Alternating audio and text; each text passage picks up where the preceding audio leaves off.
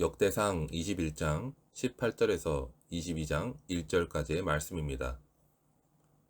세상에서는 악행이나 죄에 대해서 용서를 받거나 그것을 해결하기 위해서 여러 방면의 길을 제시하며 그것을 행하라고 합니다. 세상의 종교들은 자신들의 교리 안에서 선한 행실을 하라고 하거나 또는 고된 수행을 해야 한다고 제시하기도 하며 그 안에서 정신을 수양하면 그 종교 안에서의 최상의 반열에 오를 수 있다고 말하기도 합니다. 그리고 그런 수행과 수양의 길을 걷기 위해서 자신들이 중요하게 생각하는 특정 지역을 순례해야 한다는 방법을 제시하기도 합니다.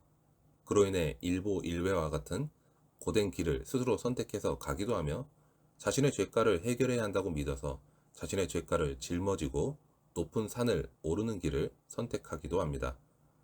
하지만 안타깝게도 이러한 인간의 모든 노력은 헛된 선택이며 행동입니다. 인간의 이러한 노력으로는 하나님의 심판을 피할 수 없기 때문입니다. 오늘 다윗이 걸어간 길을 통해서 오늘 우리에게 있는 유일한 구원의 길을 확인하시기 바랍니다.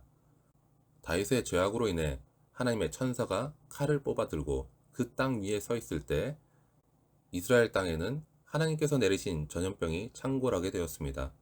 이 징벌로 인해서 희생자의 수는 무려 7만 명이 되었고 하나님의 심판은 그치지 않고 계속될 것만 같았습니다.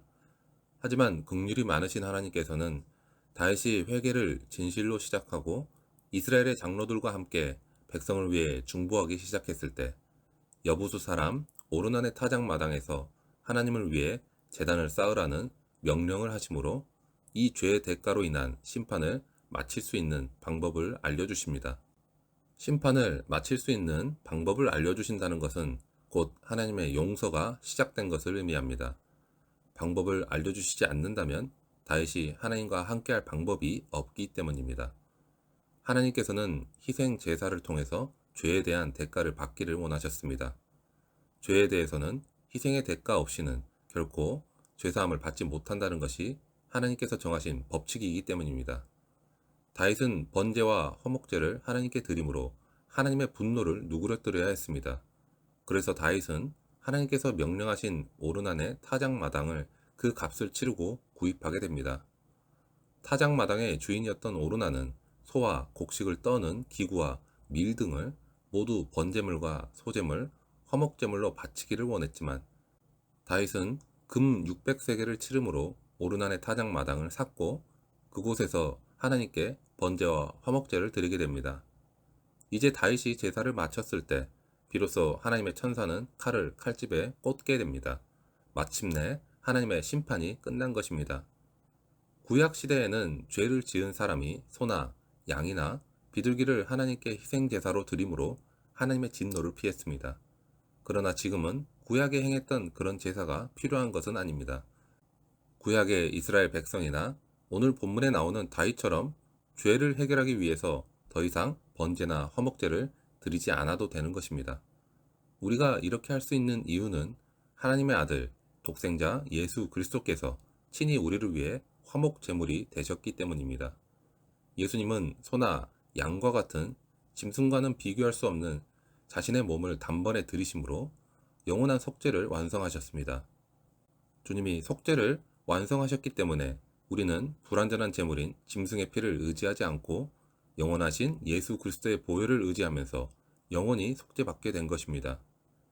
만약 예수님께서 우리를 위해 십자가에서 대속제물과 화목제물이 되지 않으셨다면 우리는 하나님의 진노를 피하지 못했을 것입니다. 우리가 여전히 죄인 되었을 때 우리를 위해 죽으신 예수 그리스도의 희생이 있었기 때문에 우리는 하나님의 진노를 피하고 하나님의 자녀가 될 수 있었습니다. 이제 우리는 사망에서 생명으로 옮겨졌고 하나님의 자녀로 입양되어 영생을 누릴 수 있습니다. 우리는 우리의 공로나 행위가 아니라 오직 하나님의 은혜로 구원을 받습니다. 그리고 그 중심에는 우리를 위해 죽으신 영원한 희생 제물이신 예수 그리스도가 계십니다. 예수 그리스도의 십자가가 없었다면 우리는 결코 하나님의 진노를 피하지 못했을 것입니다. 오늘 본문의 사건은 하나님께서 선견자 갓을 통해서 다윗에게 전달된 하나님의 말씀을 전하는데 첫 번째는 심판에 관한 것이었고 두 번째는 회복에 관한 내용이었습니다. 하나님께서는 이렇게 말씀을 통해 죄를 깨닫게도 하시며 또한 회복시키시고 치유하시기도 하십니다. 기돈의 타작마당에서는 우사의 죽음을 통해서 심판에 대해 말씀하신 것이라면 오르난의 타작마당에서는 회개를 통해 이어지는 속죄의 자리로 나아가는 것을 알려주고 있습니다. 하나님의 사람이 죄의 문제를 해결하기 위해서 행하는 유일한 방법이 있다면 그것은 하나님께 진실로 회개하는 것입니다. 하지만 회개했다고 해서 그 죄로 인해 생긴 문제가 모두 사라지는 것은 아닙니다. 결국 그 문제를 해결하기 위해서는 반드시 그 죄에 대한 대가를 치러야 하는 것입니다. 그리고 죄의 대가를 지불하기 위해 하나님의 자녀가 가져야 할 태도는 먼저 말씀에 따라야 합니다.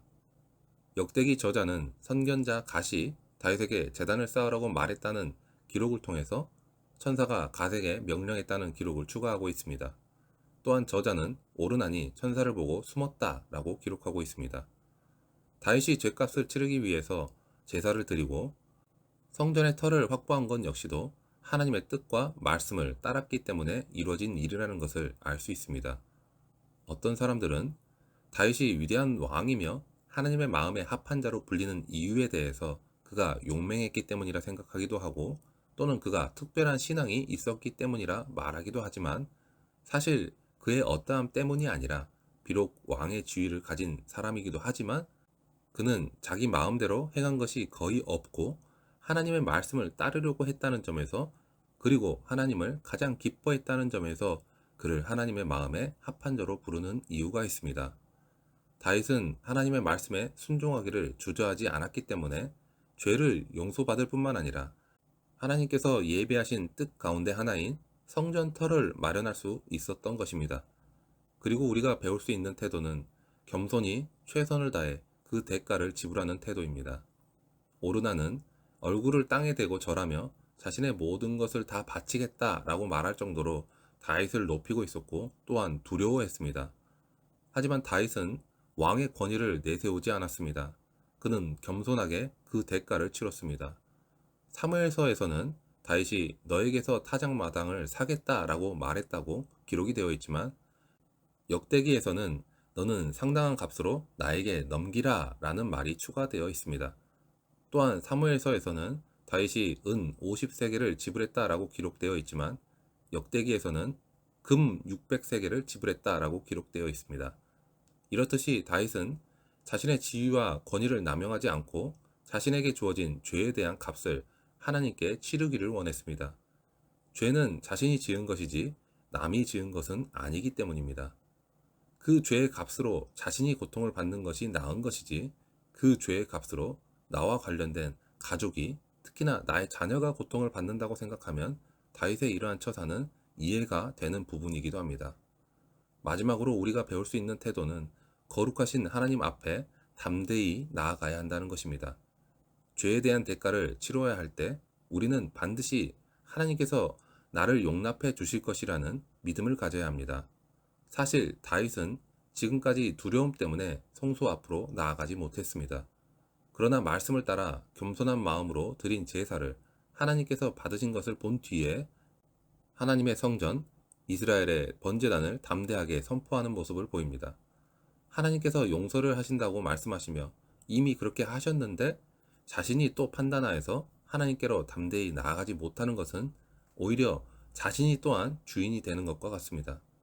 우리는 죄인임에도 불구하고 예수 그리스도의 십자가로 말미암아 하나님 앞에 담대히 나아갈 수 있게 되었습니다.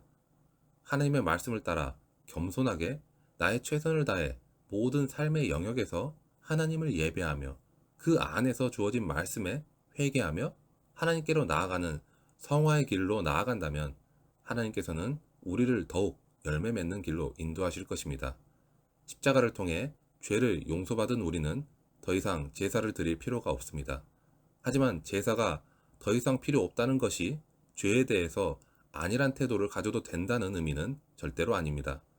우리는 하나님의 말씀대로 겸손하게 그리고 최선으로 하나님을 섬기되 지금도 우리의 마음의 중심에서 나를 향해 손을 내미시고 믿고 따라오라고 말씀하시는 주님께로 나아가야 합니다.